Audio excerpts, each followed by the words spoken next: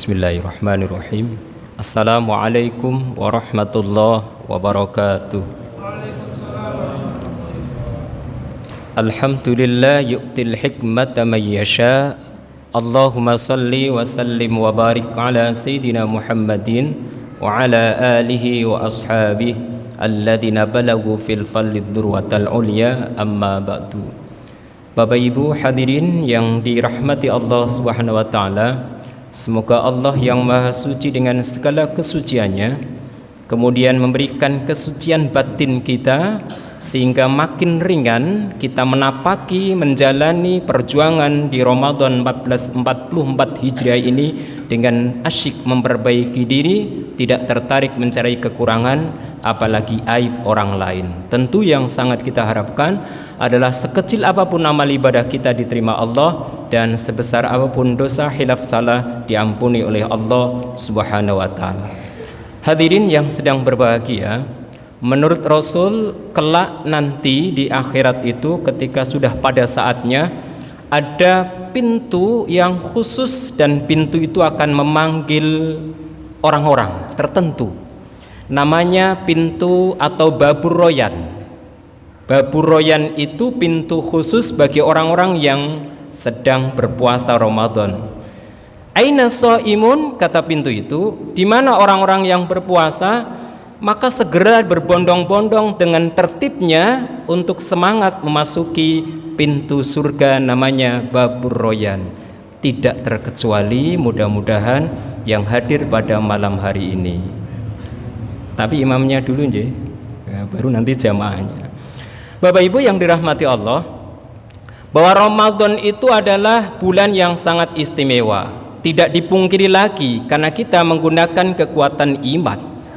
Karena Ramadan itu berkah, Ramadan itu penuh rahmat, segala persoalan dan doa kita akan didengar oleh Allah. Doa-doa kita akan dijabahi oleh Allah.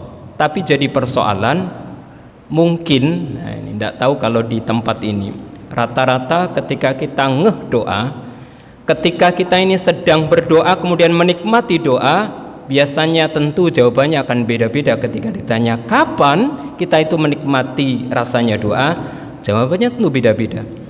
Tapi rata-rata ketika kita ini menikmati doa, ngeh kita ini sedang doa, pada saat ketika imamnya berjamaah, imamnya sampai kepada Rabbana atina fid dunya hasanah wa fil akhirati hasanah wa qina adzabannar. Kenapa baru sadar dan nikmat? Karena mau selesai. Leres, Pak. Jadi karena mau selesai itu kemudian kita sadar. Nah, inilah yang kemudian harus kita rubah, bahwa ternyata doa itu adalah bagian dari ubudiyah, dari ibadah. Oleh karena ini bagian dari ibadah, dan tentu kita sangat mengharap apa yang kita pinta, apa yang kita munajatkan kepada Allah akan diijabahi, akan terkabulkan. Tapi persoalan Bapak Ibu, terkadang kita bertanya-tanya pada diri kita masing-masing. Kenapa kita berdoa berulang-ulang, berkali-kali, tapi tak kunjung datang apa yang kita harapkan, tidak dikabulkan oleh Allah? Maka ada persoalan-persoalan yang kemudian harus kita perbaiki. Menurut Ibrahim Adham, tokoh sufi kenamaan, satu kesempatan beliau itu ditanya, "Wahai guru, kami ini sudah berdoa, sedemikian rupa kami lakukan. Siang malam kami ulang-ulang doa itu. Ud'uuni astajib lakum, engkau bilang dengan firman Allah bahwa berdoalah kepadaku, kata Allah, maka aku akan ijabahi, akan kau kabulkan. Tapi kenapa wahai guru?" Maka jawaban Ibrahim Adham adalah, qala Ibrahim, matat qulubukum min asyrati asya. Kalian semua tidak sadar bahwa ada hati-hati kalian, dalam batin kalian itu ada 10 hal yang membuat mati. Apa itu? Yang pertama, kata Ibrahim, araftumullah walam ta'uddu haqqahu.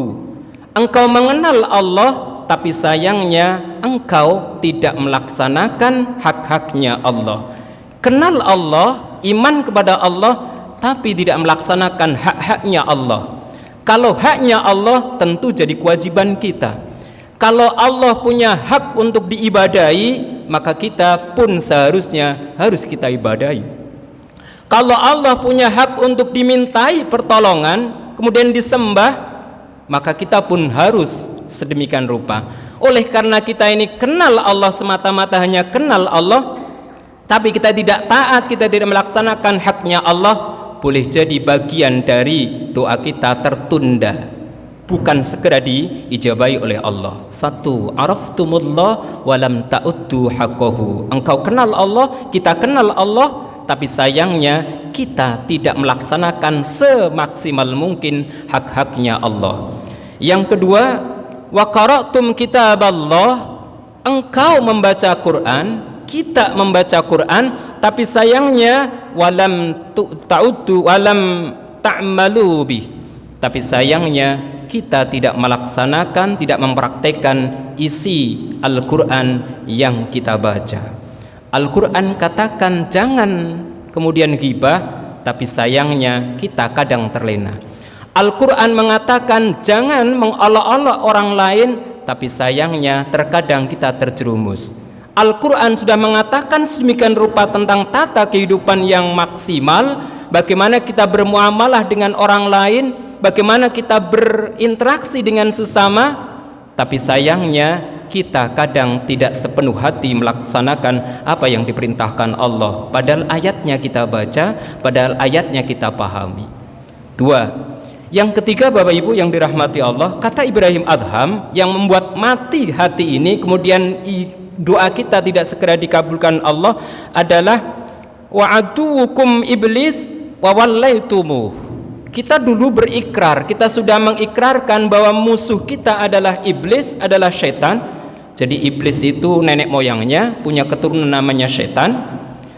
Kita sudah berikrar bahwa mereka adalah musuh nyata bagi kita, tapi terkadang kita ini tidak sadar malah bersahabat dengan mereka. Tak sadar kita melakukan apa yang dihembuskan dalam batin ini sehingga kita menyeleweng dari fitrah kita. Tiga, yang keempat Bapak Ibu yang dirahmati Allah, yang membuat hati ini kemudian mati adalah watta'aitum hubbar rasul wa taraktum atharuhu wa sunnah. Kita berikrar, kita sudah menyatakan bahwa kita itu suka, cinta sama Rasul, tapi sayangnya hanya pemanis lisan saja, tapi kita tidak melaksanakan sunnah dan hadisnya, hadis dan sunnahnya, sabdanya dan perilaku beliau sehari-hari. Bagaimana mungkin kita mengatakan cinta sama Rasul sementara kita sangat alergi dengan sunnah-sunnahnya. Berikutnya yang kelima, kita ini ikrar bahwa hubbul jannah, kita suka, kita cinta, kita mengharap masuk surga, tapi sayangnya hanya mandek di lisan, hanya mandek kita berikrar, sementara kita walam ta'malu laha, enggan untuk berbuat semaksimal mungkin ke arah kebaikan-kebaikan yang menuju surga. Kita yakin surga ada, kita yakin akan mendapatkan nikmat sana, tapi sayangnya kesempatan-kesempatan perilaku, amal-amal untuk ke surga tidak kita lakukan. Yang keenam, kita berikrar pula dan menyatakan bahwa khaufun nar walam tantahu anidz dzunub. Kita yakin bahwa neraka itu adalah tempat yang tidak menyenangkan. Kita yakin bagian dari yang tidak bisa terpisahkan dengan orang dosa adalah neraka. Tapi sayangnya kita tidak berusaha untuk menjauhi perbuatan-perbuatan dosa yang menyebabkan ke neraka. Malah justru kita sebaliknya, sedikit demi sedikit kita ikut melaksanakan perbuatan khilaf salah itu. Bapak Ibu yang dirahmati Allah, yang berikutnya adalah yang ketujuh, kita juga berikrar. Kita menyatakan bahwa annal maut haqqun walam tasta'dilulah. Kita ini yakin bahwa kematian adalah pasti. Kematian adalah di depan kita. Kata Imam Ghazali, apa yang paling dekat hakikat dalam kehidupan ini tidak lain adalah kematian. Itu yang paling dekat. Tapi sayangnya kita sadar, kita paham itu, tapi kemudian kita tidak mempersiapkan semaksimal mungkin untuk menghadapi kematian. 7. 8. Hadirin yang dirahmati Allah, wasta'tum bi'uyubi khairukum wa tartum uyubal anfusikum. Ternyata ini bukan bagian dari keseharian kebiasaan manusia bahwa kita ini lebih asyik sibuk untuk mencari kekurangan orang lain, sementara kita tidak sempat untuk mengintrospeksi diri, muhasabah bahwa kita juga punya kekurangan. Lebih sibuk, lebih asyik, lebih nikmat mencari, meneliti kesalahan-kesalahan orang lain, aib-aibnya orang lain, sementara kita tidak pernah bahwa diri kita juga ada salah, ada kekurangan, ada aib yang harus kita tutupi. Yang kesembilan, kata Ibrahim Adham adalah wa ta'kuluna rizqallah wa la tashkuru bih. Kita ini menikmati, memakan rezeki-rezekinya Allah, tapi lupa untuk tidak bersyukur kepada Allah. Lebih suka menikmati, tapi sayangnya lisan kita sangat keluh atau sangat kaku ketika mengucapkan syukur kepada Allah. Oleh karena itu Bapak Ibu, nikmati anugerah rezeki yang Allah berikan, tapi jangan segan-segan untuk berterima kasih kepada Allah dengan syukur yang sungguhnya. Yang terakhir, kata Ibrahim Adham, yang membuat mati hati ini sehingga doa kita terhalang, tidak segera dikabulkan oleh Allah adalah wa nadkhuna mautakum wala ta'tabiru bihim. Kita sering bertakziah, mengantar jenazah ke makam, ke kuburan, tapi sayangnya kita hanya seremonial belaka. Kita tidak mengambil iktibar, tidak mengambil pelajaran ketika kita sedang mengantar jenazah ke kuburan. Oleh karena itu Bapak Ibu yang dirahmati Allah, boleh jadi doa kita tidak segera dikabulkan oleh Allah, boleh jadi ada sebab dan musabab yang kemudian membuat mati hati ini.